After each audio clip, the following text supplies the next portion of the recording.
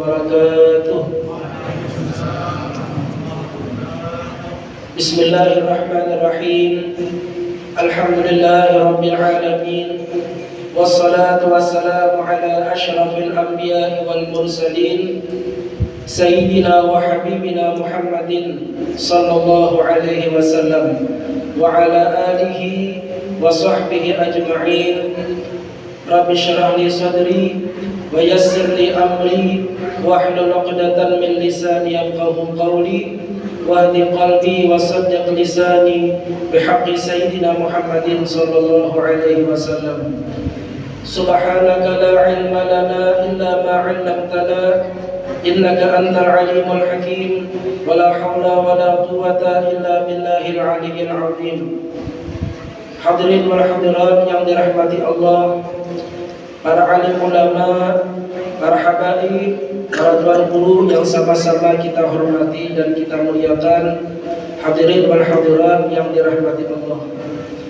Pertama-tama, marilah kita bersama-sama memanjatkan puji dan syukur kehadirat Allah Subhanahu wa taala, karena pada malam ini, tepatnya di malam yang ke-17 daripada bulan suci Ramadan, di tempat yang mulia ini kita sama-sama berkumpul, dikumpulkan oleh Allah, dipertemukan oleh Allah di dalam satu majelis kebaikan.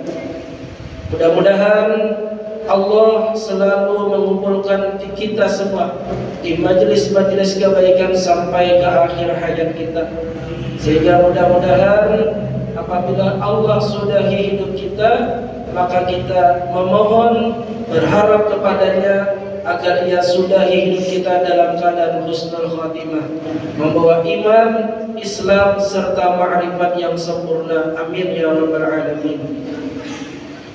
Hadirin wal hadirat yang dirahmati Allah, seperti mana yang kita dengar tadi dibacakan oleh qari, satu ayat Quran yang menjelaskan tentang turunnya kitab suci Al-Quran. A'udzu billahi minasyaitonir rajim. Syahrul Ramadan alladzi unzila fihi Al-Quran. Bulan Ramadan ialah bulan yang diturunkan padanya akan kitab suci Al-Quran. Nah, ayat ini menjelaskan kepada kita sebagai kaum muslimin, sebagai orang-orang yang beriman, agar mempercayai akan adanya Al-Quran. Apabila orang tidak percaya dengan Al-Quran, berarti imannya tidak sempurna. Bila imannya kada sempurna, berarti orangnya termasuk golongan minal kafirin. Na'udzubillahi min dzalik. Beriman dengan Al-Quran ini jangan kita anggap remeh, jangan kita anggap enteng. Sehingga disebutkan ada di zaman dahulu seseorang ketika dia hendak meninggal dunia, sudah disaksikan oleh orang banyak, keluarganya, tetangganya menghadiri. Padahal orang ini dikenal adalah orang yang ahli ibadah, rajin ibadah. Tapi di saat dia hendak meninggal dunia, tanpa disangka oleh orang-orang yang hadir, dia minta ambilkan akan kitab suci Al-Quran. Nah, napasnya sudah pendek, sudah mendekati ajal akhir umur. Lalu ujarnya, tolong ambilkan aku Al-Quran. Lalu diambilkan. Nah, dipegangnya Quran. Lalu dengan ucapannya apa? Hai hadirin pada Tuhan, saksikan aku tidak percaya dengan ini Quran. Alangkah terkejutnya keluarga, tetangga yang menghadiri kematian orang itu. Dia minta saksikan di akhir umurnya bahwa dia tidak percaya dengan Quran. Setelah mengucapkan itu, berakhirlah umurnya, berakhirlah nafasnya. berarti orang ini mati disaksikan dalam keadaan su'ul khotimah, jahat akhir hidupnya. Nah, lalu ditanya keluarganya, ini ditanya, ringkas cerita, ternyata apa kesalahannya? Sewaktu hidup di dunia, dia sering menyebut-nyebut akan aib orang lain. Bahasa Arabnya menggibah, mengupat, menyambati kesalahan orang, menyambati kekurangan orang. Nah, ini salah satu di antara penyebab su'ul khotimah, suka menyebut aib orang. Ya, mudahan Allah selamatkan kita pada tahun. Nah, di malam ini kita memperingati akan nuzulul Quran, akan turunnya Al-Quran. Berarti kita yang hadir ini berataan percaya dengan adanya Al-Quran. Nah, tinggal kita berharap mudah-mudahan iman kita ini dijaga Allah sampai ke akhir hayat. Disebutkan dalam sebuah hadis, barang siapa yang khawatir imannya lepas di akhir umur, maka dia akan selamat, dia akan dijaga, dipelihara Allah imannya sampai akhir umurnya. Apabila di masa hidupnya rasa khawatir kalau imannya hilang, kalau imannya lepas. Dan barang siapa yang merasa aman, model merasa aman aja, tenang aja aku nih, nang inilah aku nak kurangnya beriman Islam, rajin sembahyang, rajin beribadah, rajin baca Quran. Gampang aja kira waktu anak mati itu. Apalagi mau ucapkan kalimat la ilaha illallah itu mudah aja. Kenapa anak 1000, anak berapa kamu mau ucapkan? Nah, ini orang yang merasa aman. Siapa yang merasa aman daripada su'ul khotimah, nah maka di akhir umur akan hilang, akan lepas imannya. Nah, jadi hendaknya di dalam kehidupan kita selalu meminta, mengharap kepada Allah agar iman ini selalu dijaga Allah. Sering kita baca doanya di akhir salat, ya Allahu biha, ya Allahu biha, ya Allahu bihusnil khatimah. Nah, ini salah satu doa agar Allah menjaga akan iman kita sehingga mati dalam keadaan husnul khatimah. Nah, hadirin wal hadirat yang dirahmati Allah, apabila kita beriman kepada Al-Quran sebagai kitab suci umat Nabi Muhammad, sebagai kitab suci orang-orang yang beragama Islam, maka hendaknya kita memuliakan akan Al-Quran. Bila bujur kita mencintai Quran, maka kita harus membuktikan cinta itu dengan memuliakannya. Para ulama menjelaskan beberapa perkara cara kita memuliakan Al-Quran. Pertama, bahwa jangan kita menyentuh Al-Quran itu apabila kita dalam keadaan berhadas kecil atau berhadas besar. Maksudnya, kita bila hendak mencapai Quran, kita harus dalam keadaan suci. La yamassuhu illal mutahharun. Tidak boleh menyentuh Quran kecuali orang-orang yang suci.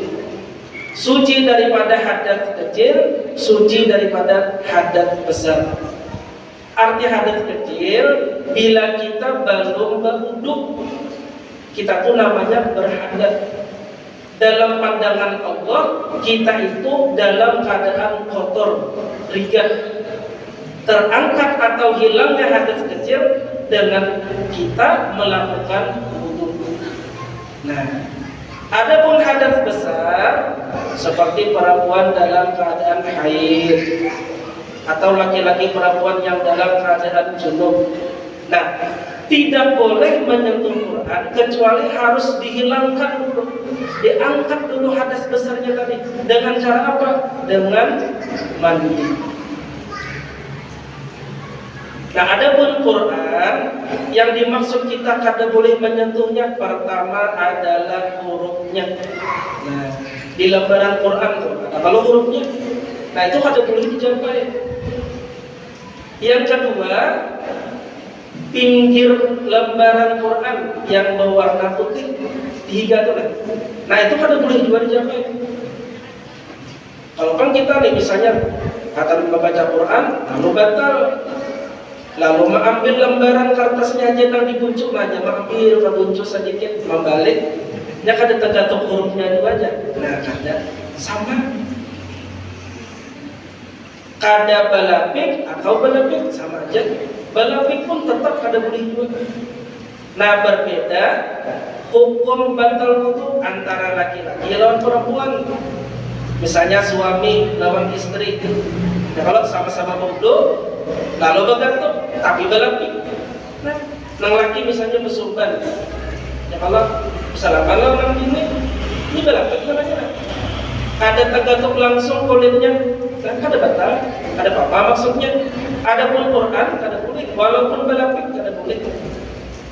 Nah, ya nanti timbul ngakalnya nak ambil tertunjuk, nah dia pakai tertunjuk. Ya kalau aku kan menjapai kertas Quran juga aja, aku njapai tertunjuk ya, nah sama aja itu. Nah, kemudian yang ketiga, lemari nang dikhususakan gasan andakan Quran. Bila ada Quran di situ, walau satu tim Qurannya. Ini misalnya kita masih kecil, mandak lemari, kita nyatakan khusus gasan Quran, tapi niatnya khusus gasan Quran. Nah, lalu ada Quran di situ, walaupun sebutin. Nah, oleh sebagian pendapat ulama, kada boleh juga kita menjapai lemari tadi.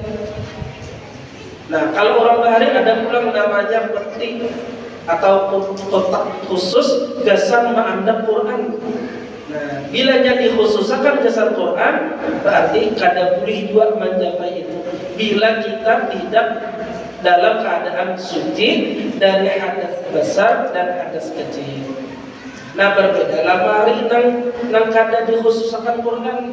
Kayak kita di rumah misalnya bisi lemari kitab misalnya. Ya kalau kan berarti gasan bisa mengandap Quran, bisa mengandap kitab, banyak umum artinya maksudnya. Nah kemudian lagi di antaranya jangan kita membaca Quran di tempat kita qadha hajat, buang hajat. Makamih kan, buang air besar kan. Nah, bilanya di tempat itu nah kada boleh kita membaca Quran, termasuk kada boleh mengucapkan nama Allah, nama-nama para rasul. Adapun tempat qadha hajat nang bagabung lawan kamar mandi. Nah, kan ada kalau orang misalnya di satu ruangan, nah orang bahari menyambat jamban lah. Nah, wah ini WC lah. Jangan akan bahari apa jam apa nang paling ganda aja. Apa? Jambatan kan jambatan kan? Jambatan itu panjang malah tempat-tempatannya nih. Jam apa nang paling panjang? Jambatan. Jam apa nang gandal? Jambatnya boleh. Nah, ya kalau di WC satu ruangan, kelawang sebelahnya kamar mandi. Nah, ada orang yang memiliki tempat qadha hajat seperti itu, tapi ada pula orang yang berisi ruangan hajat. Ya, kalau di sini ada bak gasan mandi, di higanya gasan buang hajat. Apa namanya? Kloset gitu kan? Nah, kada boleh membaca Quran di dalam ruangan nang bagabung kloset gasan qadha hajat lawan bab gasan mandi di tempat qadha hajatnya. Nah, itu salah satu pendapat ulama. Di antaranya guru kita, guru Bakhit nang menjelaskan itu. Nah, tapi ada pula di antara ulama yang berpendapat itu termasuk sudah WC juga, termasuk jamban, walaupun di situ ada bab mandi. Nah, jadi masalah hukum fikih ini banyak pendapat-pendapat ulama. Jadi artinya kita hendak memakai yang mana asalkan kita tahu ilmunya, dan ada ulama yang berpendapat menjadi pegangan kita dalam hukum. Nah, jadi kalau pian misalnya berisi kamar mandi seruangan, bergabung di situ kesan buang hajat tadi. Nah, kalau di situ kita pian mau ucapkan kalimat Allah. Maksudnya kada nambah istilah berpikir ke sana ada.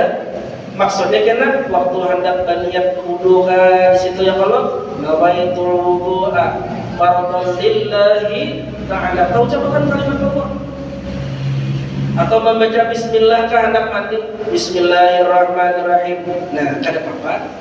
Asal jangan di tempat nang kita qada hajat di situ. Nah, itu sebagian penghormatan kita, memuliakannya kita kepada Al-Quran. Nah, kemudian lagi di antaranya cara kita menghormati atau memuliakan Quran ketika membaca hendaklah kita menghadap kiblat. Nah, ini misalnya kita membaca Quran sorangan, lain nang tadarusan pekuliling itu. Ya kalau, nah kita baca Quran sorangan menghadap kiblat, karena menghadap kiblat adalah jihad yang paling mulia. Pertama kita membaca Quran berpahala, dan kedua dapat pahala menghadap kiblat. Umpama kada menghadap kiblat bang, kada dapat pahala menghadap kiblatnya. Nah itu maksudnya. Kemudian lagi diantaranya menutup aurat dan berpakaian yang bersih, yang indah. Nah, maaf ibu-ibu, bila pian membaca Quran, ibu-ibu jangan terbuka aurat pian. Berbaju tangan Anda, misalnya, apalagi maaf tetapi dada aja pian membaca Quran. Nah, liput-liput biar berpakaian, pasang kerudung, pasang jilbab. Karena ini Quran adalah kitab suci, kitab yang mulia dan dimuliakan Allah. Dan orang yang membacanya akan dimuliakan Allah juga. Nah, kita lelakian bang, kalau bang misalnya berselawar katuk aja nih, yang setengah tiang sampai lutut, bisa tertutup, ada baju. Nah, memang sudah menutup aurat, tapi kada hormat. Biar menghadapi pejabat kayak itu hapunlah, menghadapi tamu hapunlah, kada baju.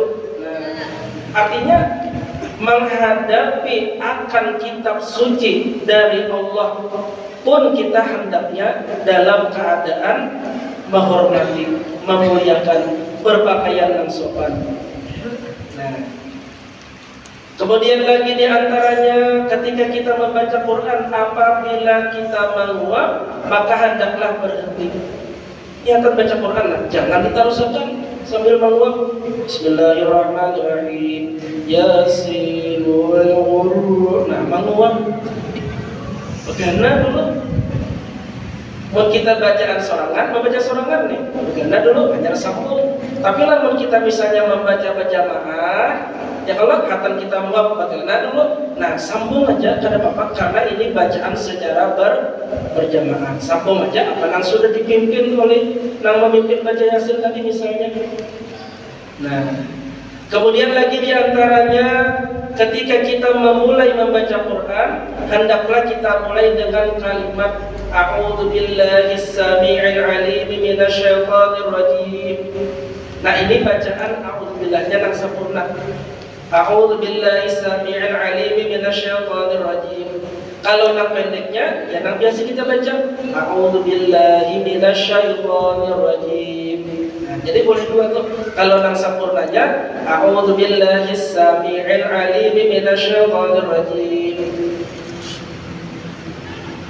Baik kita memulai baca Quran itu di awal surah atau di pertengahan.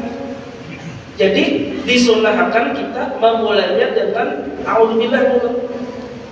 Fa idza qara'tum al-Qur'an fasta'id billah. Bila hendak memulai baca Quran, ista'id, minta perlindungan kepada Allah daripada syaitan. Adapun kalimat bismillahirrahmanirrahim, nah, umpama kita kada kita baca bismillah itu apabila pertengahan surah kada apa-apa. Nanti disunahkan membaca bismillah itu bila kita memulai awal surah.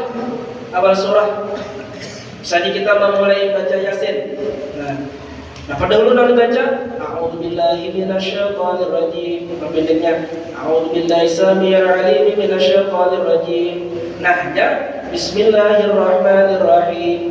Yasin wal Qur'anil Hakim. Nah, contoh membaca Yasin, apabila kita baca surah Tabarak misalnya, Al-Mulk. Nah, karena tadi sudah permulaan membaca a'udzubillah, kada lagi baca a'udzubillah, langsung membaca Bismillahirrahmanirrahim, Tabarakalladzi biyadihil mulk, dan seterusnya. Nah, itu cara kita membaca Quran. Amunnya kita membaca di pertengahan ayat, misalnya pian ini. Ya kalau bulan Ramadan baca Quran sampai sudah juz kelima misalnya, pas di pertengahan, tapi ini tetamunya di tengah surah kan di awal. Nah, kayak apa caranya kita memulai baca Quran tadi? Langsung a'udzubillahi minasyaitonirrajim. Langsung baca ayat, kada membaca Bismillahirrahmanirrahim. Maka kita sudah termasuk memuliakan Quran, menghormati Quran. Walaupun kada lagi membaca Bismillahirrahmanirrahim. Cuma kita ada develop kebiasaan bila hendak baca Quran, Bismillah nang dibaca. Cuma harus tahu tadi, nang utamanya apa dibaca dulu tadi? A'udzubillahi minasyaitonirrajim. Nah, termasuk aja kita baca Al-Fatihah di dalam sembahyang sunat. Disunnahkan sebelum membaca surah Al-Fatihah dalam sembahyang, baca dulu isti'adzah. Baik a'udzubillahi samii'il 'aliim minasyaitonirrajim atau yang pendeknya a'udzubillahi minasyaitonirrajim. Nah, kemudian lagi di antaranya ketika kita membaca Quran, jangan kita memotong bacaan dikarenakan hendak berbicara dengan manusia. Contohnya apa? Kita hatam berjualan misalnya di warung. Ya Allah, baca ayat Quran. Bismillahirrahmanirrahim. Wadduha wal laili idza saja. Jadi berapa nih? Sekitar 5.000. Wal laili idza saja. Pokoknya jual. Nah, jangan sambung ulang baca. Nah, kita membaca Quran kalamnya Allah sambil memandiri manusia. Nah, itu kan berbeda. Kada beradab namanya. Nah, berbeda lawan zikir, lawan salawat. Saja pian di warung sambil bersalawat pian sallallahu alaihi Muhammad sallallahu alaihi Muhammad, atau pian baca salawat dalailul khairat di warung atau di toko. Nah, datang orang bertukar ya kan? Jadi berapa nih? Pian gerakan dulu baca sambil berpandir, ada apa? Atau pian sambil berzikir. Orang yang berdagang nih, kan bagusnya orang berdagang itu mengamalkan nama Allah bernama Razzaq. Jadi sambil di toko, sambil di warung, ya Allah, ya Razzaq, ya Razzaq, ya Razzaq. Apa artinya ya Razzaq? Allah yang menciptakan rezeki, Allah yang menciptakan si penerima rezeki, Allah yang menyampaikan rezeki kepada si penerima rezeki. Nah, dengan kita sering membaca itu, kita akan sadar. Pertama, rezeki itu ciptaan siapa? Ciptaan Allah. Kita nang penerima rezeki itu ciptaan siapa? Ciptaan Allah. Nang menyampaikan rezeki kepada kita siapa? Allah. Ya, kayak seorang bahari. Bila keisukan di rumah nih, nang kira-kira pukul 8, pukul 9 tuh minum banyak hangat lawan roti tiap hari itu. Lalu ingatnya hendak menguji itu hendak mentes, hendak menambah keyakinan bahwa rezeki ini dari Allah. Lalu jadinya apa? Aku isuk hendak ke hutan. Ini aku hari-hari makan makananku roti, minum banyak. Nah, kayak biar besokan dekat kemana misalnya ke warung ya Allah. Nah, aku isuknya hendak ke hutan. Bujur dua, kan artinya nih, aku anak meyakinkan isuk aku di hutan makan roti juga lah. Maka biasa bila pagi antara jam 8 jam 9 tinggal makan roti, makanannya sudah. Nah, besokan tulah kayak ke hutan. Di tengah hutan tadi ada buah masuk ke dalam gua. Maka dia itu mau apa-apa nih? Buah padai kada, makanan kada, banyu kada. Nah, berapa ya dalam gua tadi? Makanya barat jamnya nih. Nang misalnya jam 8 nih, biasanya di rumah makan roti. Nih barat jam 8 nih nah. Makan roti dua kali di dalam gua nih. Artinya mau bujur aku makan roti berarti dasar aja gitu. Nah, bahkan ada dalam buah surangan kada lawas sekalinya datang rombongan beberapa orang nang lewat di tengah hutan tadi. Hendak beristirahat masuk ke dalam gua tadi. Bepanderai Tuhan kelompok rombongan tadi. Assalamualaikum. Beranai dia orang tadi. Nah, kenapa heran nih? Assalamualaikum. Beranai dia. Kami umpat betadu juga di sini lah, umpat beristirahat juga lah. Nah, jangan patri. Jadi jangan main ini bisu sabu sidin ya. Sudah Nah, lalu orang tadi berapa? Nah, berapa? Dipandiri ya. Nah, tapi kada banyak. Jadi jangan main. Keluarkan bekal makanan kita nih. Istirahat dulu sini. Keluarkan. Pas kebetulan yang datang rombongan tadi membawa roti juga. Sudah roti ini. Makanan lain. Jadi jangan lain. Tawari panggilnya makan. Tawari. Yang hendak makan roti beranai itu dia. Ini kami makanan lah. Yang hendak ada beranai ya. Jadi jangan lain. Suapi pang kebuntungnya. Nah, makanya pas harat jamnya nang biasanya makan roti dulu kan. Suapi pang, bangang apa untung dia. Kami anak baju api. Berapa aja orang tadi. Nah, jadi jangan buka untungnya. Kan ya kalau saya itu memaksa membuka bakal kerasan, makanya itu bekantuk sudah lah. Ya. Nah, ini kisah orang yang berdusta hatan puasa. Datang kawan, kawan, kayak kabar, dia macamnya untung ya. Kayak puasa aja kawan, ya. Puasa kan ada kawan, ya. Kalian anak penyambat puasa tuh coba buat kantor aja untung. Puasa kan ada kan puasa aja keluar kukus di untung sekalinya. Katanya beroktor, ini sekalinya ya bapak. Nah, papandir puasa kalau orang pupus supan kawan ketahuan pada puasa. Pas tapak saai puasa aja keluar pupus di buntung. Nah, lalu saya membuka buntung kurang tadi. Nah, dibukanya. Lalu saya menyuap roti. Nah, kabuntungnya. Nah, sudah masuk roti kabuntung. Sakanya mengalangkan ketawa aja. Nah, jadi mulanya gila. Kenapa kalau orang ini? Tadi dipandiri kada menyahut, ditawari kada menyahut, hendak disuapi kada mau, sampai bawa paksaan hanyar. Nah, masuk roti. Nah, hanyar ingin menjelaskan aku jinya tiap hari jam kayak ini nah di rumah setiap hari aku makan roti. Nah kan arti roti di sini kan dengan roti kayak kita di sini. Nah, orang bangsa Arab tuh kan model kayak roti itu makanannya, makanan pokoknya tuh lah. Cuma ada campurannya pulang ya kalau daging kambing, campurannya daging sapi. Nah, ada kita di sini lah kami gambar tuh. Ada kalau roti kan di dalamnya banyak ada sayurnya tuh. Nah, lalu berkisahnya aku juga hendak meyakinkan bahwa rezeki itu dari Allah. Aku di rumah nyetai roti ada, makanan ada. Di hutan baginya sampai 2 kali rezeki ke hutan. Nah, artinya apa? Rasa orang yang menyampaikan rezeki adalah Allah.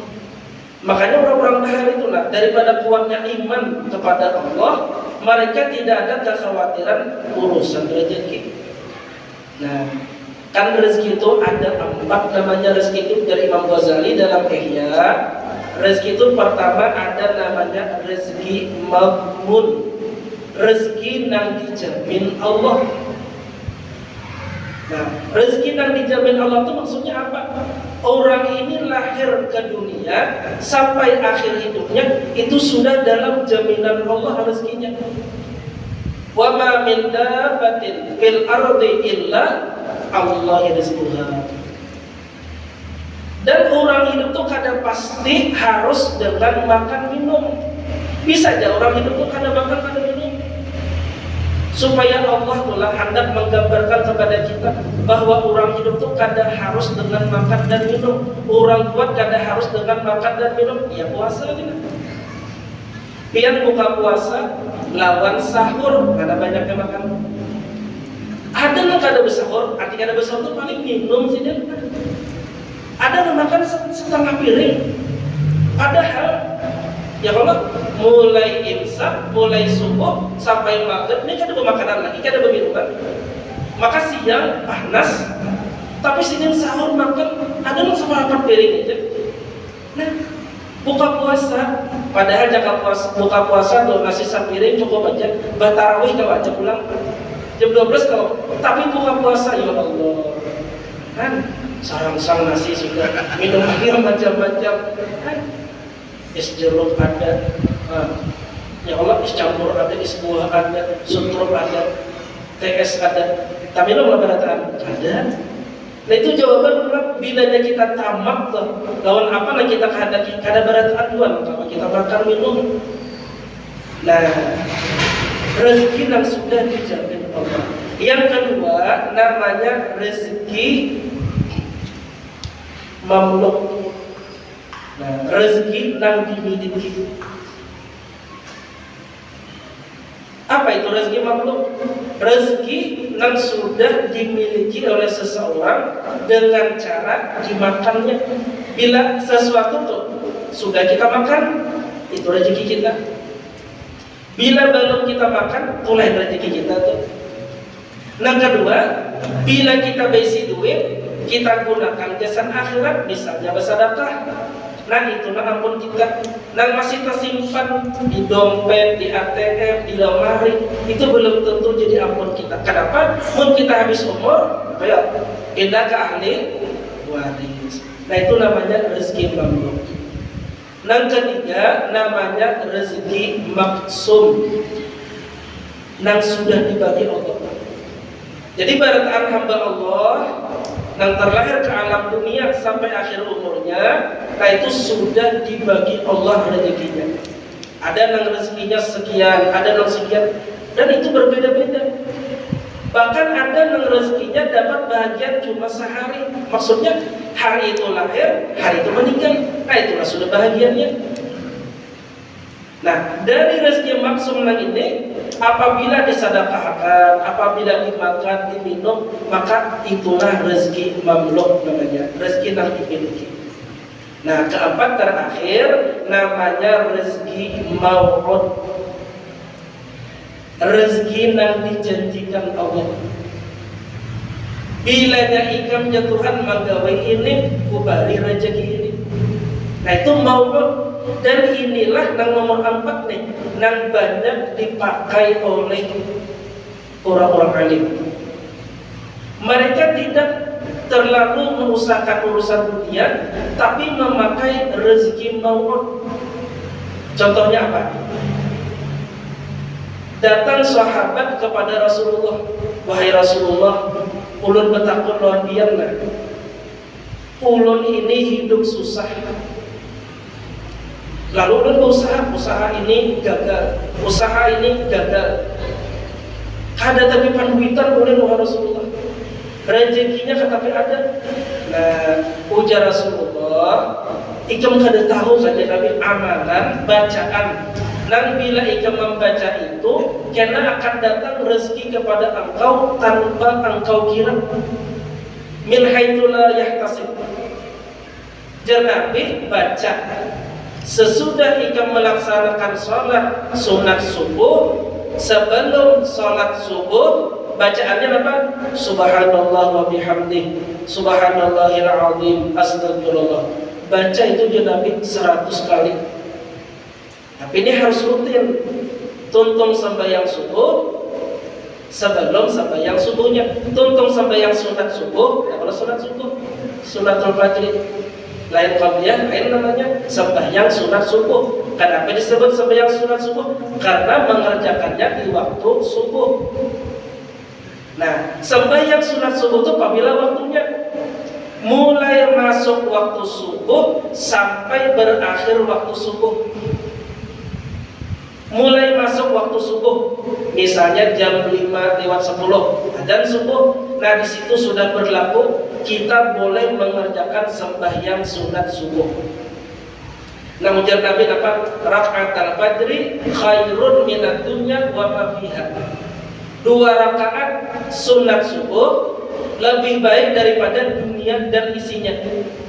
Ini dunia nah, lawan isi-isinya milik si A.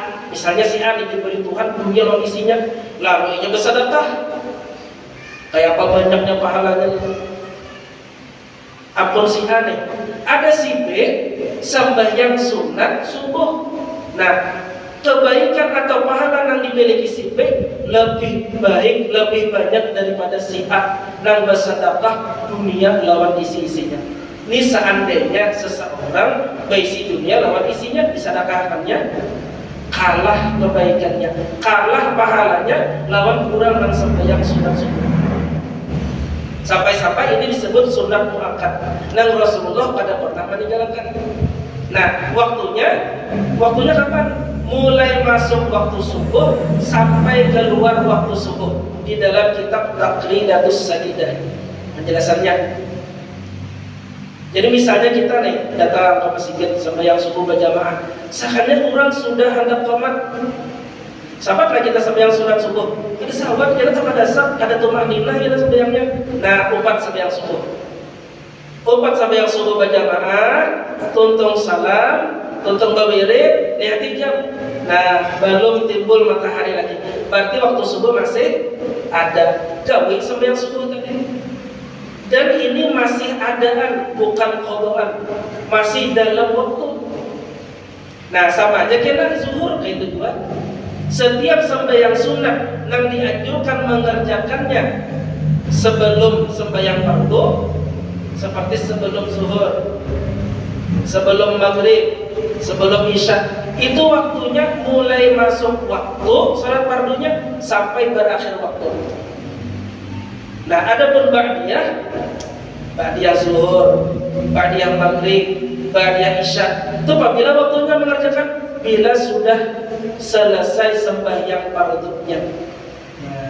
Tuntung zuhur, hanya maghrib ba'diyah zuhur, tuntung maghrib, hanya ba'diyah maghrib, tuntung isya, hanya ba'diyah isya. Amun sembahyang yang qabliyahnya boleh kita mengerjakan sesudahnya, boleh. Nah, asar bang, kayak itu bang. Misalnya kita nak sembahyang fardu asar, anak qamat sudah bang, jangan sembahyang sunat asar dulu. Boleh kita mengerjakannya sesudah sembahyang asar.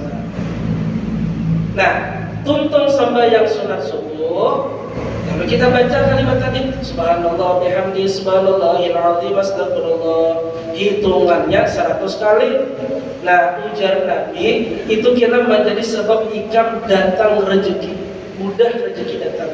Nah lalu diamalkan oleh sahabat tadi. Oleh kalau diamalkannya beberapa bulan, beberapa waktu kemudian datang pulang ke Rasulullah. Pulang tadi datang ke Rasulullah. Nah apa kabar ya Rasulullah? Wahai Rasulullah, udah betakun pulang. Betakun apa aja Nabi? Semalam betakun minta bacaan amalan supaya murah rezeki, banyak rezeki. Diberi Nabi bacaan itu.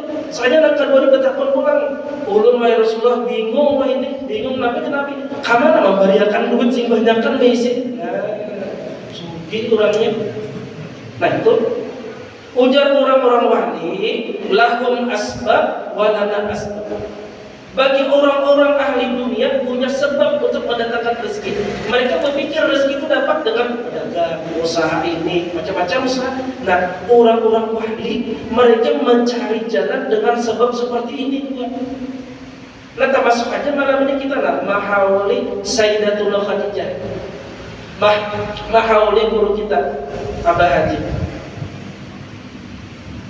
Ujar orang-orang soleh yang sudah merasakan berkahnya, manfaatnya daripada Sayyidatullah Khadijah, siapa yang rutin mahauli sidin, mengamalkan manaqib sidin. Nah, Allah akan memberikan kepadanya mudah urusan rezeki. Datang rezeki dengan sesuatu yang ia akan mengira. Misalnya lagi apa? Kita tabalik baju. Raja kita mendengar guru majelis seperti tabalik baju. Tahu tabalik baju? Mengurut baju tabalik.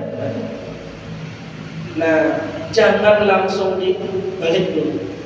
Baca surah Al-Fatihah, hadiahkan kepada Habib Abdullah bin Abu Bakar Al-Idrus. Nah, ulun menyampaikan ini, ajak sudah ketemu, membuktikan ini salah satu jalan litaisirir rizki, memudahkan rezeki datang. Nah, kita kan, bini kan, anak kan, tak paling baju jangan dibalik dulu. Nyata paling baju ini karena apa ya? Istilahnya lupa kan? Lupa. Orang dasar paling baju istilah itu pada tahu disuruhan ya Bapak. Nah, ini kan lupa kita nih. Lupa ini supaya kita sadar kita ini manusia. Coba kalau orang belajar bahasa Arab, tulisin huruf Arab manusia. Nusia itu fi'il majhul daripada nasia. Nasia lupa artinya. Apa majhulnya? Nusia, fu'ilah, wazan timbangannya yang dilupakan. Kita ini adalah makhluk Allah yang diciptakan Allah, biasa lupa, rancak, kadang ingat. Nah, jadi wajar kita kadang jatuh wajar. Nah, nomor baju tadi kita balik. Baca ayat Al-Fatihah ila ruhi Al-Habib Abdullah bin Abu Bakar Al-Idrus.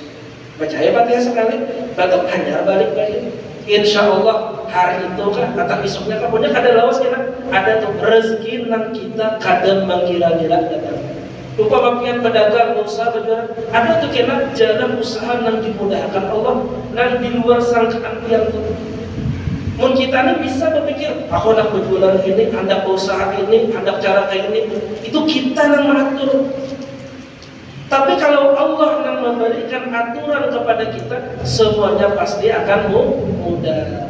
Bila kita merasa pasti ngalih, wah ini banyak orang mengolah tulisan itu, nah, inna ma'al usri yusra. Sesungguhnya pada satu kesulitan ada kemudahan. Betul bersambung ayatnya. Fa inna ma'al usri yusra. Sesungguhnya dalam satu kesulitan, kalau orang belajar nahwu, kalimat usri kesulitan yang kedua tuh, ya kesulitan yang pertama juga, ada satu kesulitan akan diberi Allah dua kemudahan. Jadi almarhum Guru Bakri Bahari, bila orang itu ditutup Allah satu pintu rezeki, maka Allah akan bukakan beberapa pintu rezeki yang lain. Jadi jangan susah payah kita, tetap iman kita kepada Allah Ar-Razzaq. Nah itu bacaan yang tadi, ya Razzaq, ya Razzaq, ya Razzaq. Nah. Termasuk juga bila kita masuk ke dalam rumah, ini padahal nyaman aja biar almarhum Guru Bakri Bahari, kita nih sedang sebujurnya amalan subuh itu banyak, tahu kita. Tapi kita punya penyakit, apa penyakitnya? Lupa, kadang ingat. Bila kita masuk ke dalam rumah, nah pertama baca salam dulu masuk rumah, Assalamualaikum. Bila di dalam rumah itu ada orangnya, baik inya mendengar atau kada ucapan kita tadi, ucapkan Assalamualaikum. Jadi kada harus bang salam itu baku ciyak, ya Allah. Kalau bang di rumah tuh, nah ini di dapur, Assalamualaikum. Pokoknya Assalamualaikum, kada. Arti Assalamualaikum mudahan pian selamat, kan doa nih jasa orang yang di dalam rumah tadi.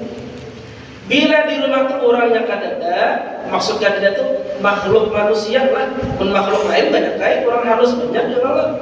Orang halus sama orang halus juga. Nah, yang orang Bahari menyebut orang halus, maksudnya bukan bentuknya halus, ada bangsa jin. Karena mereka itu kadang-kadang dilihat oleh mata kita saat ini kita di dunia, nah, kenapa melihat kita?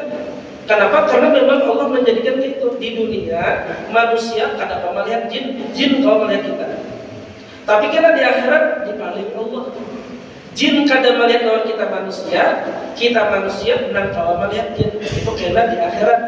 Jadi mau hendak melihat jin di akhirat aja. Ada usah bercita-cita di dunia ini kalau ada sanggup. Namun kita lihat-lihat nanti film-film itu gambarannya aja itu, gambarannya aja. Namun kita dasar bujur melihat lawan bangsa jin, namun iman kita kada kuat, hutang kita. Ya kadang-kadang itu turun subuh masih gitu. Sekali maaflah, misalnya nih, kecil kan ini kan mulai rumah, beburuk mau kena, gede hulu mulai rumah beburuk mau pernah berjalan sidin ke masjid, pas mati lampu hadap loh. Iya, kan orang melihat, nah itu putih berjalan jalan, tiba tabutan. Nah, jadi bangsa jinnya udah melihat dong kita di akhirat kita. Tapi kalau kita di dunia kita nggak melihat. Nah, bila kita masuk ke dalam rumah manusia akan ada, kita mau ucapkannya salam seperti yang ada di tahiyat. Assalamualaikum wa ala ibadillahi sholihin. Nah, ilah itu hanya salam ke Rasulullah. Assalamualaikum ya Rasulullah. Hanya baca surah Al-Ikhlas. Kalau almarhum guru ulun, guru Bakri Bahari Malajari, sekali aja membacanya. Kalau yang guru Bakhir Malajari 3 kali. Jadi bujur aja keduanya adalah nang baca sekali bujur, nang baca 3 kali bujur. Jangan kira beda, aku jadi ngajar guru sekali aja surah Ikhlasnya aja. Sibuk kadang aku 3 kali ngajar aja. Tak kali berdua, cuma amalakan lah. Kadang bang aja. Nah, kadang tahu tapi kita mengamalkan duluan. Nah, Assalamualaikum. Assalamualaikum ya Rasulullah. Bismillahirrahmanirrahim. Qul huwallahu ahad, Allahus samad, lam yalid wa lam yulad wa lam yakul lahu kufuwan ahad. Nah, sekali atau 3 kali. Jadi jangan almarhum Guru Bakri Bahari kisah sidin dari guru sekupol. Jadi guru sekupol ini memandiri dengan bahasa sidin lah. Mohon maaf, bukan ulun mengucapkan kalimat ini kada menghormati guru ulun kada. Jadi guru sekupol, aku Bakri ya di sidin. Kada rancak keluar rumah, kada tapi keluar rumah. Tapi hendak mengamalkan ini di sidin, aku kira setumat-tumat keluar pada rumah. Berjalan-jalan sedikit masuk ke rumah gue baca sidin, aku amalkan. Nah, coba kita lihat. Guru-guru kita, orang-orang soleh, orang-orang wali, maka ini cara mereka. Mereka mengambil jalan sebab rezeki maupun namanya rezeki yang dijanjikan Allah. Nah, termasuk yang memudahkan kita urusan rezeki membaca Quran. Membaca Quran. Puja Rasulullah, khairul ibadati ummati qiraatul Quran nadharan. Paling baik ibadah yang dikerjakan umatku adalah membaca Quran dengan melihat. Nah, ini perlu kita tahu berarti kita melihat Quran itu salah satu cara memuliakan Quran. Walaupun seandainya kita hafal, tapi ini lain kisah mahafal lain lah. Mau mahafal tuh nyata aja melihat ya bapak. Ini mahafal, anu kawan apa nak mahafal surah apa misalnya, tolong jagakan penghafalanku. Nyata aja melihat ya bapak, kan mahafal ini. Nah lain kisahnya kita sudah hafal, lalu ada waktu kita hendak baca Quran. Nah alangkah baiknya buku kita, Quran. Nah sebab pertama kita mensyukuri nikmat mata. Nah, berpahala mata kita nih melihat itu sempurna. Yang kedua, Allah akan mengampuni dosa mata kita. Mata kita ini bakas melihat ini, melihat itu, macam-macam. Dengan sebab melihat tulisan Quran, nah maka dosa di mata kita diampuni Allah. Nah, ini lihat di tulisan Quran itu. Dan lagi diantaranya ketika kita membaca Quran itu ialah dengan mendengar suara kita. Dihukumkan membaca apabila si diri yang membaca mendengar suaranya. Ya kan ada orang membaca tuh muntung aja lah betul. Tapi kadang-kadang amun bahasa guru Sugdi Bahari sampai rakib aktif gitu bingung. Iya aja sebayang muntung aja bergerak. Jadi jangan rakib keluar aktif di bahasa guru bergaya maksudnya aktif. Apa dibacanya aja? Tahu bingung gimana aja. Malaikatnya bingung. Maksudnya apa ya? Kadang-kadang suaranya. Jadi yang dimaksud membaca bila bacaan kita mendengar oleh telinga kita. Minimal kita seorang mendengar. Orang sembahyang membaca surah Al-Fatihah. Kan surah Al-Fatihah termasuk rukun qauli. Nang wajib telinga kita seorang mendengar. Mulai bismillah sampai waladdallin wajib tadinya mendengar. Bilanya kadang-kadang bacaan itu oleh tadinya kita kada sah bacaan Fatihahnya. Bila Fatihahnya kada sah, sabayangnya otomatis kada sah juga. Nah, itulah diantara hendaknya adab-adab kita ketika kita membaca Al-Quran. Termasuk aja lagi membaca Al-Quran itu secara tertib. Arti tertib itu sesuai susunan surahnya. Al-Fatihah, Al-Baqarah, terus bersambung sampai kira Al-Ikhlas, Al-Falaq, An-Nas. Itu tertib surah namanya. Tapi seandainya kita berpaling, arti berpaling itu mulai surah An-Nas, Al-Falaq, Al-Ikhlas. Ya kalau ada begitu, misalnya Yasin, lawan surah Al-Mulk Tabarak, ada tadahulunya tertib susunan dalam Quran. Yasin kalau. Jadi misalnya kita hendak membaca dua surah ini, Yasin dulu, hanya surah Al-Mulk Tabarak. Nah itu salah satu kita mengambil cara memuliakan Al-Quran. Tapi seandainya berpaling Bang, Al-Mulk dulu, hanya Yasin. Nah, di sini namanya kurang afdal, bukan haram, bukan makruh ya ulama. Ada afdal di kita. Artinya pekerjaan ini kurang disenangi oleh Allah. Nah, adapun tartib ayat, susunan ayat itu wajib bersusun, kada boleh dipaling. Minal jinnati wan nas, menyebur qul a'udzu birabbin nas, jangan paling kada boleh. Nah, hadirin wal hadirat yang dirahmati Allah, Sayyidatuna Khadijah radhiyallahu anha, beliau adalah salah seorang daripada perempuan yang disebutkan ada 4 wanita, 4 perempuan yang Allah pilih lebih mulia daripada perempuan-perempuan yang lain seduniaan sampai ke akhirat kiamat. Pertama, Sayyidatuna Khadijah, istri baginda Rasulullah. Yang kedua, Sayyidatuna Fatimah, anak Rasulullah. Sayyidatuna Fatimah bulan Ramadan juga wafatnya, haulnya. Yang ketiga, Siti Maryam, ibu Nabi Isa. Yang keempat, Siti Asyah, istri Fir'aun. Istri Fir'aun, tapi beliau menyimpan akan keimanannya. Sidin beriman kepada Allah, percaya bahwa Nabi Musa adalah utusan Allah di saat itu. Tapi memang takdir ketentuan Allah bahwa Siti Asyah menjadi istri Fir'aun, karena Fir'aun ini raja yang sangat kejam. Bila ada hakun jadi bininya dibunuhnya. Nah, Siti Maryam, Siti Asyah, beliau menyelamatkan imannya dengan ridho atas ketentuan Allah. Tapi Allah Subhanahu wa taala punya cara yang sangat bijaksana. Walaupun menjadi istri bagi Fir'aun, Fir'aun tidak pernah menyentuh akan Siti Asyah. Ujar Abah Haji Bahari dan Burzudi mengisahkan, bilanya Fir'aun nih hendak mendatangi Siti Asyah, hendak menggauli Siti Asyah sebagai istri, Allah rupa akan seorang jin yang rupanya mirip Siti Asyah. Nah, maka Fir'aun bergaul dengan jin, bukan dengan Siti Asyah, karena Siti Asyah wanita nan suci, Siti Maryam wanita nan suci. Makanya Siti Maryam tidak punya suami. Sebagai tanda kekuasaan Allah, Allah kuasa menciptakan manusia, melahirkan manusia dari seorang perempuan tanpa adanya ayah. Dan Guru Bahari, Allah membuktikan kuasanya menciptakan manusia tanpa ayah, tanpa ibu. Siapa? Nabi Adam. Siapa abahnya Nabi Adam? Kada.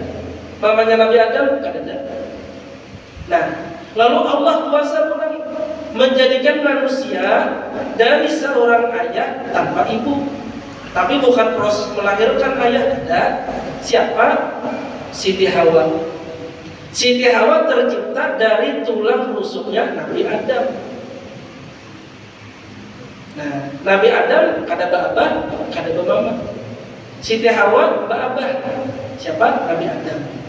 Nah, lalu generasi berikutnya sampai di zaman Nabi Isa, adalah Tuhan itu kuasa menciptakan manusia lahir dari seorang ibu tanpa ayah. Kuasa Allah. Ya, yang lahir siapa? Nabi Isa alaihissalam. Makanya dan Burzudi juga bila kita membaca talqin, kalau yang lihat kita di kitab Imdad di talqin, Nah, di situ kan namanya, misalnya siapa? Ya fulan, hai seorang mayit, siapa namanya misalnya? Nah, disebutkan di situ binnya kepada fulanah. Fulanah itu nama ibu, di kita gantiannya. Misalnya nama mayit ini Abdullah. Nah, abahnya namanya Muhammad, mamanya Aminah. Nah, jadi waktu talqin tadi Abdullah bin Aminah. Nah, kayak itu sih dia pelajari sama di Imdat. Nah, coba kita lihat buka di Imdat di dalam masalah talqin itu. Nah, Siti Asiyah ini Allah jagakan imannya, karena beliaulah yang nantinya akan menyelamatkan Nabi Isa. Coba kalau kita nih lah hidup di zaman bahan itu kayak bagaimana Allah iman kita nih lah. Nah, jadi kita bersyukur, kita nih saat ini bersyukur Allah hidupkan kita di tengah-tengah keadaan yang aman, damai, nyaman. Kita beribadah nyaman, beriman nyaman, melaksanakan rukun Islam nyaman. Coba orang-orang hari ini luar biasa ujiannya. Siti Maryam di zaman Fir'aun,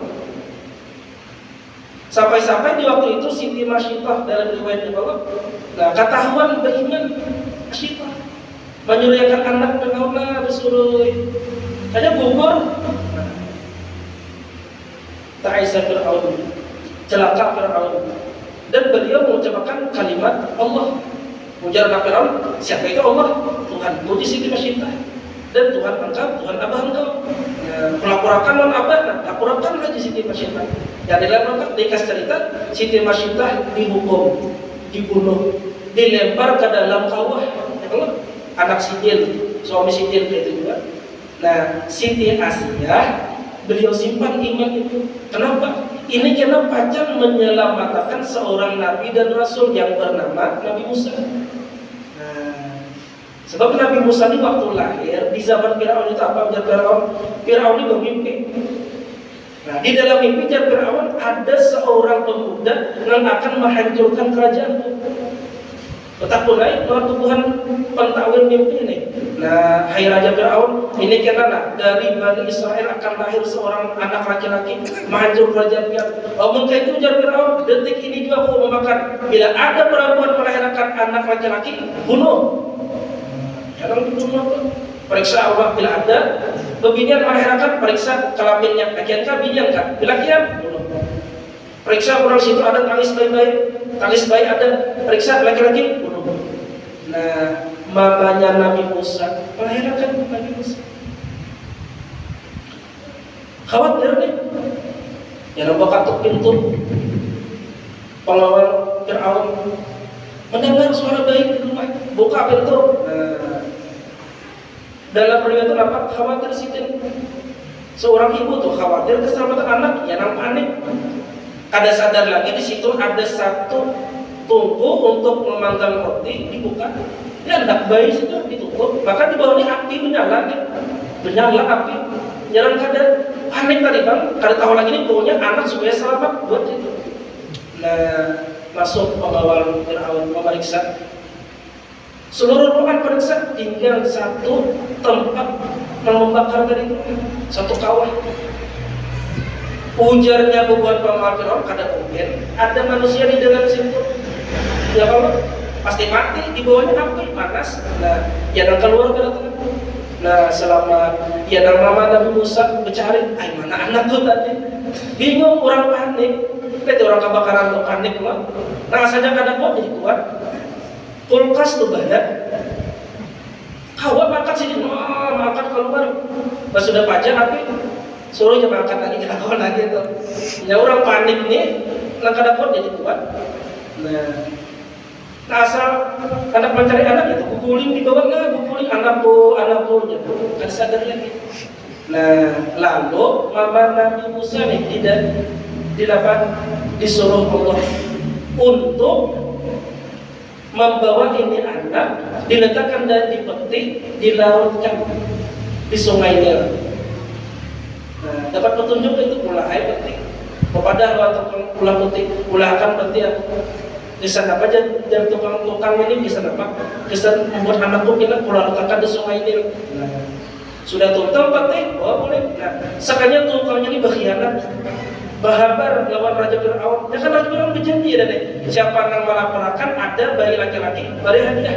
Nah, berlapor, wahai Raja, soalnya di kampung ulun ada beginian lahir anak laki-laki. Kira jadi letakkan di Sungai Nil. Nah, tapi ibunya Nabi Musa dengan segera membuat anak tadi dikonti, disuruh kakaknya Nabi Musa namanya Maryam, sama lawan Maryam ibu Nabi Isa tadi. Hai anakku Maryam, dijaga ading, awasi ading kemana kena larutnya. Aku dapat petunjuk dari Allah supaya ini anakku, bayiku di dalam peti dilarutkan di Sungai Nil. Larutkan lagi. Sudah, hasbunallahu wa ni'mal wakil wa tawakkal 'ala Allah. Tawakal kepada Allah, aku berserah Tuhan, berserah kepada Allah. Baiklah. Anak Fir'aun beginian, diberi Allah penyakit gatal, gatalan, datang ke tabib, ujar tabib, obatnya bila hendak anaknya lahir Raja Fir'aun sembuh, tiap hari harus mandi dari air Sungai Nil. Lalu Raja Fir'aun berulah sungai halus dari Sungai Nil yang besar, diulah sungai kecil mengalir ke kerajaan. Jadi anak Fir'aun tiap hari mandi di situ, didampingi permaisuri.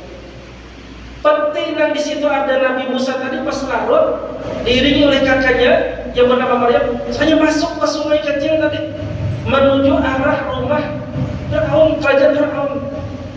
Nah, apa ini jar kakak Nabi Musa? Tapi lantaran perintah Allah, pasti Allah menjaga. Saya sampai ke hadapan anak Fir'aun ini. Patin apa nih? Dayang-dayang malihati juga berbinian nih pengawal putri raja. Dibuka peti tadi, sakanya apa? Ada bayi laki-laki. Baik rupanya, bungas orangnya, senyum pulang, langsung jatuh cinta berat-berat. Nah, ketujuh melihat. Tapi takutan lawan Fir'aun, ya bang, ini anak laki-laki ya bang. Datang Fir'aun yang barakan, so ada bayi laki-laki di sungai, ditemukan oleh anak pian tuan putri beserta dayang-dayang. Nah, saya mana Fir'aun datang bawa orang kucuk. Mana aja Fir'aun? Buka, nah dibuka. Periksa kelaminnya, laki-laki. Bunuh ya Fir'aun. Nah, disinilah siapa? Siti Asia, istri Fir'aun, berperan untuk menyelamatkan Nabi Musa. Padahal Siti Asia ini ada hubungan kerabat, sebenarnya Nabi Musa ini ada kerabat, tapi ia menyimpan akan imannya. Dan Siti Asia, ampun tuanku raja, jangan dibunuh. Kenapa aja Fir'aun? Nah, ini kan anak laki-laki. Kita selama berumah tangga ini, Siti Asia kadang pernah lagi diberi Allah seorang bayi. Jadi kita belum beranakan. Kayak papa ini kita ulah jadi anak angkat. Kita jadikan anak angkat. Karena bila sudah dewasa, inya kena menjaga kerajaan begini, inya menjaga begini. Padahal dalam dibunuh Fir'aun sudah nih, Siti Asia membantu dengan kata-kata seperti itu. Kenapa jawab Fir'aun? Betul juga ya. Orang bahasanya itu bujur juga lah. Ya Fir'aun masuk akal artinya. Sudah bawa ke kerajaan, sampai ke kerajaan. Jar Fir'aun pengumuman, aku bisi anak angkat hari ini. Nah, tolong perempuan-perempuan, siapa nak kau menyusuikan anakku? Susuikan. Pada-padanya menyerang anak angkat raja, pasti upahnya ganda. Datang bagi dia menyuruh susu gesan bayi tadi. Kedatangan Nabi Musa menyusu. Datang pulang beginian sih. Berapa orang sudah banyak yang menawari menyusui Nabi. Ada akun. Lain mama. Datang Maryam kakaknya Nabi Musa tadi. Wahai tuan raja, Anda kelapian ulun habarakan di kampung itu ada beginian. Ada siapa nak? Mama. Aku nak ulun bawa ke sini nak. Kalau aku anak angkat yang menyusup seorang ibu yang di kampung itu, bawa aja Fir'aun, bawa. Datang. Siti Asianya tak ayah tahu di keluarga, tapi disimpan iman itu, disimpan karena kepada dan nah. Datang mama Nabi Musa. Nah, dia bilang bayi tadi diambil sekalinya nyaran mama nyata ayah pun petunjuk dari Allah. Nah, menyusul orang mama. Nah, jam Fir'aun, hai perempuan, mulai detik ini ikam kada bulit-bulit ke rumah. Ikam susui anakku sampai 2 tahun. Oh, sekalinya tak kumpul kada lama apa. Tak kumpul. Tapi kan perjuangannya nak. Tapi sabar anak duduk di sungai tadi. Namun kita, aku lah meletakkan anak di sungai kan, pasti mengawasin apabila ada buaya, kapudar, apa kan. Nah, akhirnya tak dapat loh. Maryam kan nyerang mama di kerajaan, dia membuat kan. Jadi itulah artinya asalnya dipisah Allah, tapi dipertemukan Allah ulang. Nah, mudah-mudahan kita diberkati saat ini kan kita terpisah nih, orang guru-guru kita dahulu sudah ke alam kubur, ke alam akhirat. Nah, mudah-mudahan kita terkumpul juga di akhirat sana. Allah. Nah, lalu Nabi Musa berkata, batin kaum Nabi Musa. Suatu ketika Fir'aun ini duduk di kursi raja, jalan kursi raja, karena jalan lama Pak buat. Karena duduk Fir'aun, datang Nabi Musa batin kaum berapa sih hingga kursi raja, ditinjaknya kursi raja nih lah, ditinjak sini, maka baik masih halus, ditinjak patah. Terjerungkup Fir'aun ke bawah, terjerungkup. Nah, dari Fir'aun ini jangan karena halus sejak kuat kayak ini nih nama hancur kerajaanmu nih. Hai Al-Gojol kepatik, bunuh. Nah, siapa pula yang menyatakan Siti Asia pulang. Ampun Tuanku Raja. Coba kalau biar bicarakan, ini anak nih baru karena halus sudah kuat. Berarti ini kita akan menjaga kerajaan kita. Jangan khawatir lihat bayaran patah kursi sebutika wajah ulang berganti dan baik. Jangan dibunuh, ini anak-anak kita, ini kita menjaga kerajaan kita. Padahal sandiwara sidin aja supaya menyelamatkan Nabi Musa. Apa jawaban Fir'aun? Betul juga ya, Fir'aun. Kada jadi dibunuh 2 kali sudah. Nah, pas beberapa waktu berlalu, Fir'aun duduk santai, nyarap orang Arab itu kan kalau satu berjambut. Fir'aun kisahnya terus kumpul bahasa Indonesia kena berjambut. Ya orang antum berjambut. Dan ketujuh bila dimusuhi jambut itu datang Nabi Musa. Kekanakan masih umpat mau musuh. Mau Fir'aun ketujuh bila dimusuh. Soalnya apa? Dihambusin jambut Fir'aun tadi. Wah, tak berubut. Acul jambut. Umpat Fir'aun sakit benar tuh. Nah ini juga aja Fir'aun yang menghancur kerajaan. Ini juga orangnya. Datang dalam Siti Asia terakhir. Ampun Tuanku Raja. Ini adalah anak angkat kita. Kuat benar orangnya ini kita menyelamatkan kita. Maklum aja kekanakan belum bakal apa aja berapa kursi patah jam itu berubah itu kalau berarti. Namun biar kada percaya dari situasi bukti akan ya. Anda jangan pian kurma lawan bara api beda mana ini. Kalau kekanakan kada bakal kan pastinya memilih sesuatu yang sekehendakinya. Dia ada kasih untuk kurma, situ bara api. Batin kau Nabi Musa berjalan, sakanya Nabi Musa hendak mengambil kurma. Tapi Allah menyuruh malaikat Jibril, cepat pindah tangan kekasihku mengambil bara api. Fir'aun ini Allah cemas nih, ada Fir'aun. Ini ambil kurma nih Fir'aun ini. Kubunuh. Saat ambil kurma, datang malaikat Jibril disuruh Allah memindah tangan tadi ke bara api. Nah, ambil bara api. Suap pemutul ya kan dalam riwayat sidin itu jika itu bilang ya kan dikirim Nabi Harun bila menyampaikan hukum karena Nabi Musa ini kan seorang sidin. Nabi Harun nanggupan dia huwa afsahu minni lisanan. Ini lebih fasih dari ulun ujar Nabi Musa. Nah, hadirin wal hadirat yang dirahmati Allah. Sebagai penutup, Nabi pernah bersabda, "Man ahya sunnati faqad ahabbani, wa man ahabbani kana ma'i fil jannah." Siapa yang menghidupkan sunnahku, siapa yang mengamalkan apa yang pernah kukerjakan di waktu hidupku, yaitu sunnah. Contohnya apa? Sayyidatuna Khadijah radhiyallahu anha, beliau sangat dicintai Rasulullah sehingga ketika Sayyidah Khadijah meninggal, Rasulullah sering menyebut-nyebut kebaikan Siti Khadijah.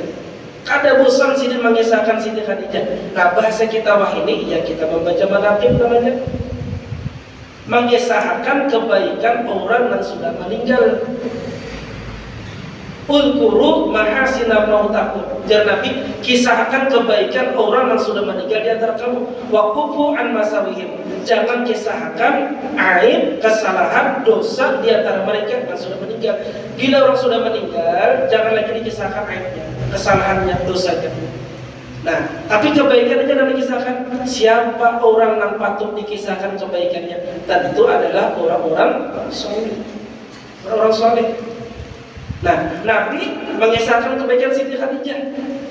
Waktu Siti Khadijah sudah meninggal, nah kita empat cara Nabi.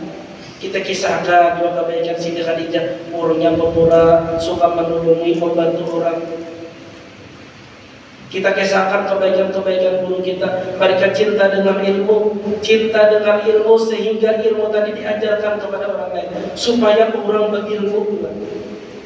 Karena ujar Nabi, man arada dunya fa'alaihi bidunya. Siapa hendak selamat, sukses, bahagia dunia, tuntut ilmu kita. Wa man arada akhirah fa'alaihi bidunya. Siapa hendak sukses, selamat, untung akhirat, tuntut ilmu. Wa man aradahuma, siapa hendak selamat dunia akhirat, juga tentu dengan ilmu. Nah, akhirnya kayak apa caranya supaya kita mendapatkan keberuntungan dunia akhirat ini? Sering-seringlah kita membaca doa, Rabbana atina fid dunya hasanah wa fil akhirati hasanah. Ya Allah, beri kami kebaikan di dunia. Maksudnya apa kebaikan dunia? Hidup dalam keadaan beragama Islam, hidup dalam keadaan beriman. Nih, bilanya sudah beriman Islam, untung benar sudah itu. Untung benar sudah. Nah, wa fil akhirati hasanah. Beri kami kebaikan di akhirat. Apa kebaikan akhirat? Mati dalam keadaan husnul khatimah, masuk ke dalam surga. Nah, sudah dunia untung, agama Islam, beriman sampai akhir hayat, mati husnul khatimah, surga. Waqina adzabannar. Selamatkan kami ya Allah dari siksa neraka. Maksudnya apa? Ada orang masuk surga tapi singgah dulu ke neraka. Ada kita nih kata jangan meminta nang itu nang supaya surga tanpa masuk neraka. Karena ada orang yang gitu kata. Ada orang masuk surga tanpa dihisab, langsung masuk surga gitu. Ada orang masuk surga tapi singgah dulu ke neraka. Nah, kita jangan anak singgah, jangan hendak mencobai, jangan. Kalau itu cobaan, barangkali satu tumak, jangan umpatan kurang nang ini nang imannya lemah sampai menganggap neraka itu biasa. Sama kalau dia di dunia nang menganggap apa main itu aplikasi di AI-nya namanya. Ini kisah di neraka. Hai guys, ternyata neraka tidak panas guys. Ya, saya sangat senang di sini. Jangan hendak pada saya.